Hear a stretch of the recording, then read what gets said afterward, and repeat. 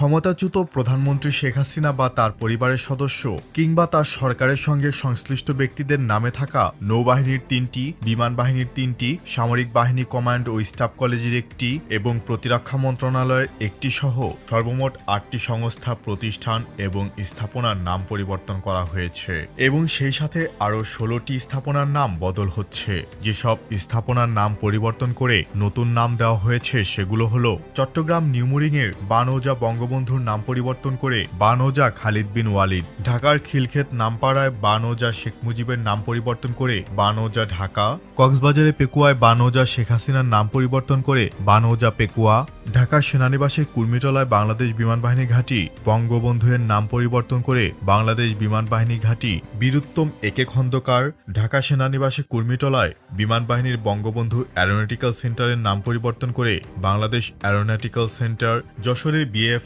একাডেমিতে বিএএফ বঙ্গবন্ধু কমপ্লেক্সের নাম পরিবর্তন করে বিএএফএ বাফা কমপ্লেক্স, ঢাকার মিরপুরের সেনানিবাসে সামরিক বাহিনীর কমান্ড অ্যান্ড স্টাফ কলেজের শেখ হাসিনা কমপ্লেক্সের নাম পরিবর্তন করে ডিএসসি এসসি কমপ্লেক্স, ঢাকার শেরেবাংলা নগরে প্রতিরক্ষা মন্ত্রণালয়ের গণভবন কমপ্লেক্সে বঙ্গবন্ধু স্মৃতি জাদুঘরের নাম পরিবর্তন করে প্রতিরক্ষা জাদুঘর রাখা হয়েছে। এদিকে প্রধান উপদেষ্টার প্রেস উইংস জানিয়েছে, বাংলাদেশ সেনাবাহিনীর আওতাধীন আরও ১৬টি সংস্থা, প্রতিষ্ঠান এবং স্থাপনার নাম পরিবর্তনের প্রস্তাব পাওয়া গেছে। টাঙ্গাইলের ভূঁইয়াপুরে বঙ্গবন্ধু সেনানিবাসের পরিবর্তে যমুনা সেনানিবাস করার প্রস্তাব করা হয়েছে। এছাড়া কিশোরগঞ্জে মিঠামইনে বীর মুক্তিযোদ্ধা আব্দুল হামিদ সেনানিবাসের নতুন নাম হবে মিঠামইন সেনানিবাস। বরিশালের লেবুখালীতে শেখ হাসিনা সেনানিবাসের বদলে বরিশাল সেনানিবাস, শরীয়তপুরের জাজিরায় শেখ রাসেল সেনানিবাসের নাম পরিবর্তন করে পদ্মা সেনানিবাস করা হচ্ছে।